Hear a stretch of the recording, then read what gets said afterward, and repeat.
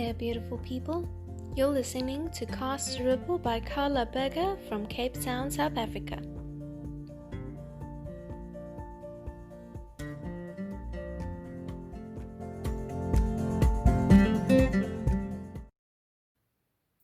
Hello friends, and welcome to a new episode of Castorable. Castorable and bearable is a space where I like to share what I like to call life-enhancing tools that absolutely anybody can use to better improve the quality of their day-to-day experiences. So for the most part, Castorable and bearable is pretty positive.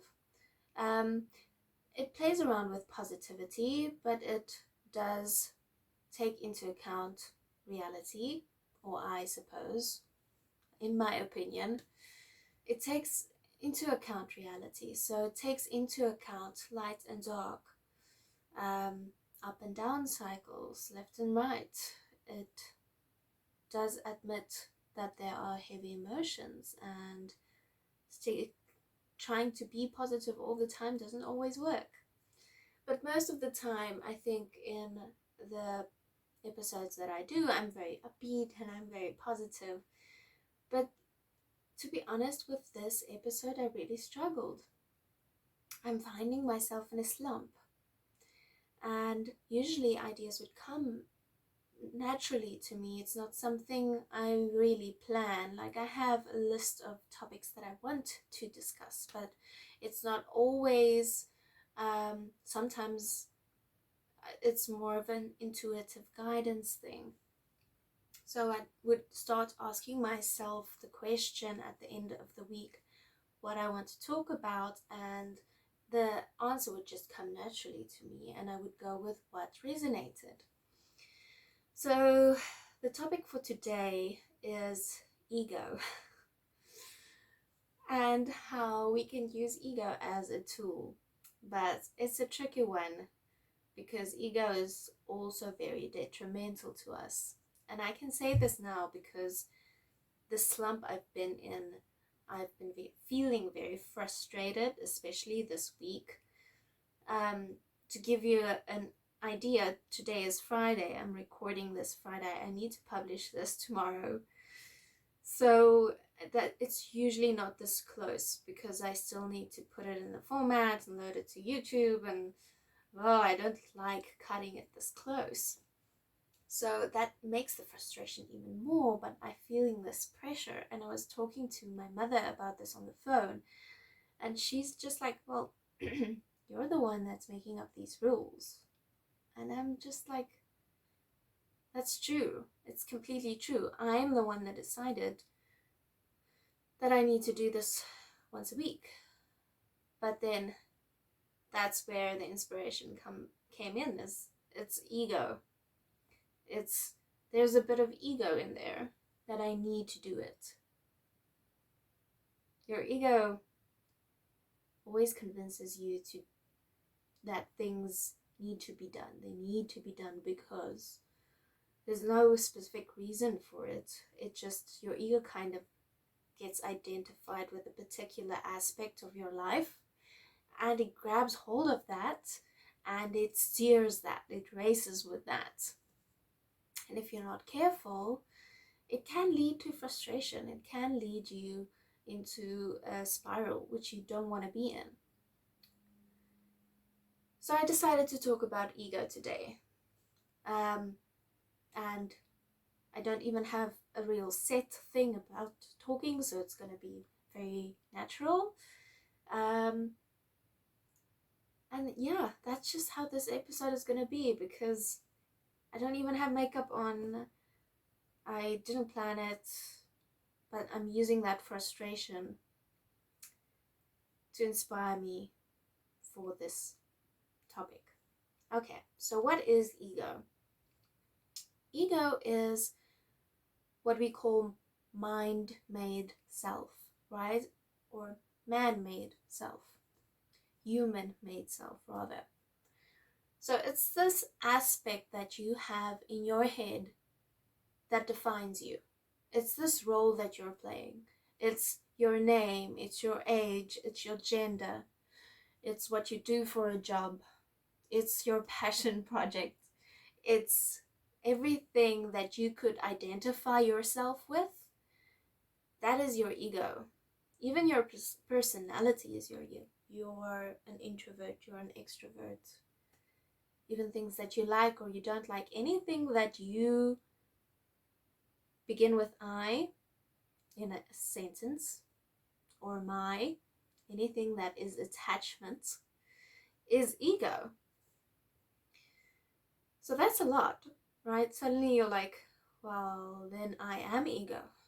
And for the most part, I think a lot of people are. Like, a lot of people are so attached to their mind-made selves that they don't always realize that they are not that thing. There is something much deeper. There is something much lighter. They are source energy, experiencing itself in this reality. So, ego is not all bad.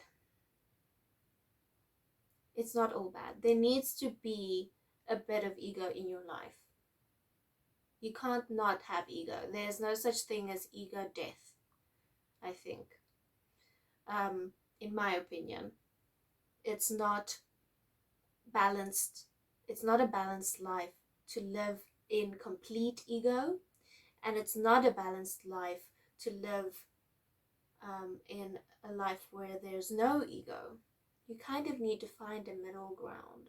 You have to find a place where you can step out and see ego for what it is, but also have enough ego in your life for you to still function in this reality. If you don't have ego, then you're just not going to care about anything. Literally. You're not going to want to eat or clean your place or care if anyone close to you is hurt or dies.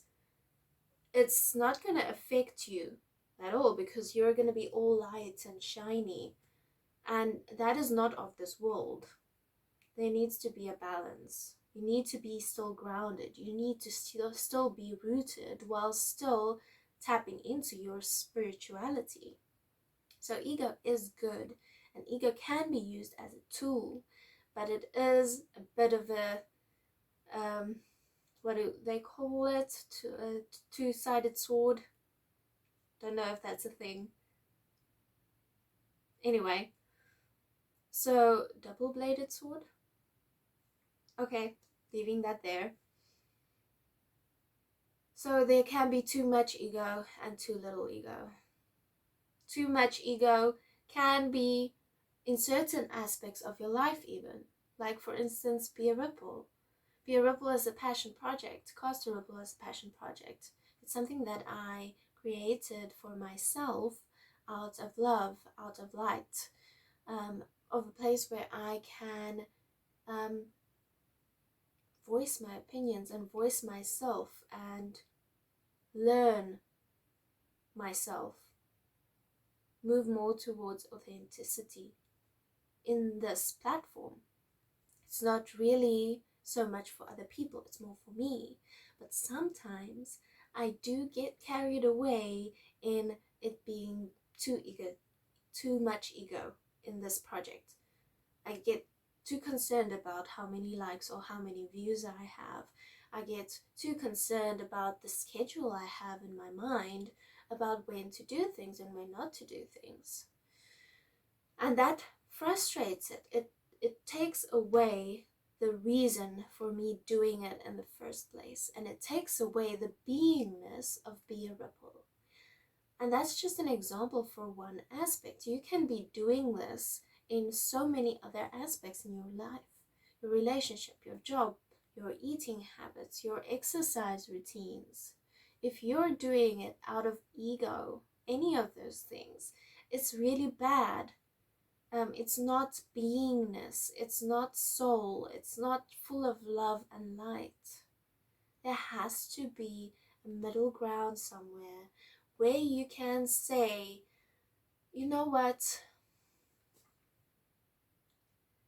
I'm not gonna plan a timeline for today's podcast. I'm not gonna put on makeup.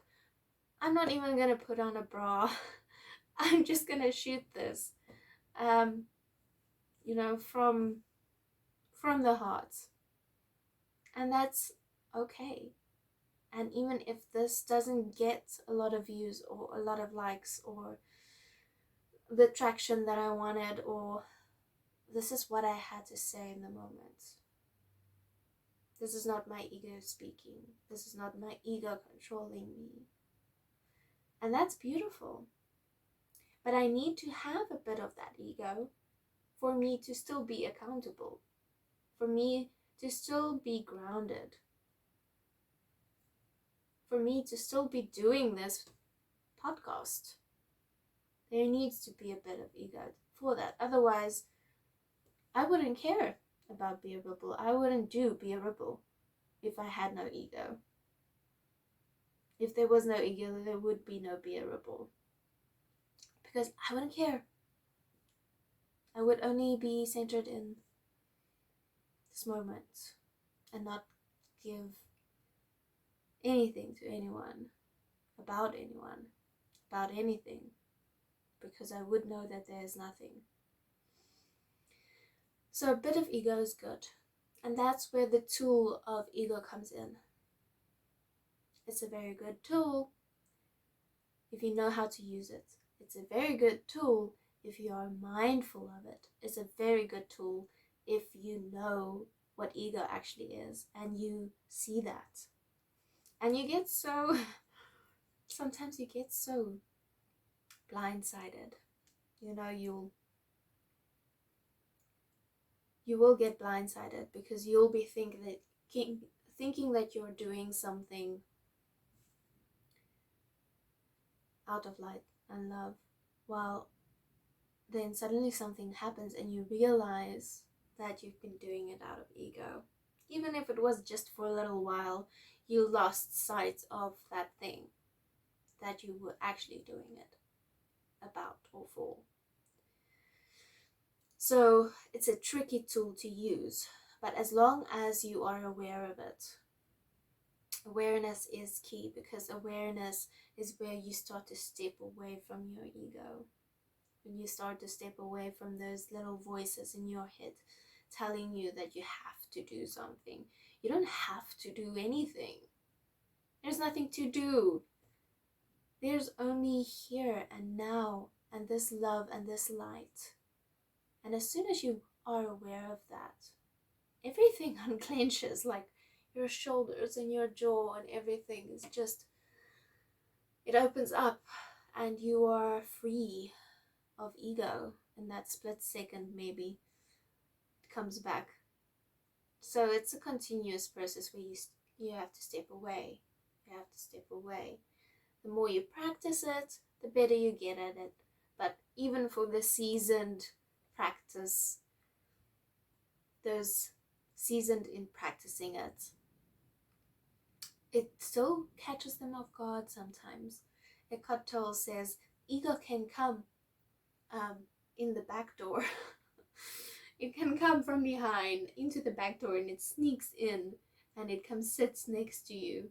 You didn't even see it come in, and suddenly you realize, wait a minute, that is ego talking. That is not beingness.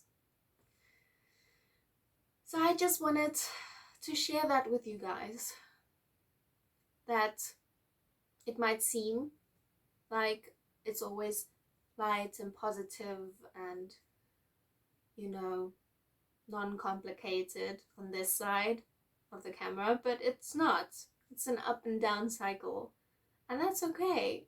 And yes, there is ego. That's also okay. But know how to use that. Know how to use that ego. Okay, my loves, that's it for this week. Please subscribe to this channel. Please follow me on Instagram, b_a_ripple, and check out my website for any of the links to all of my content. I will chat to you guys again in a week's time. Oh my love. Bye.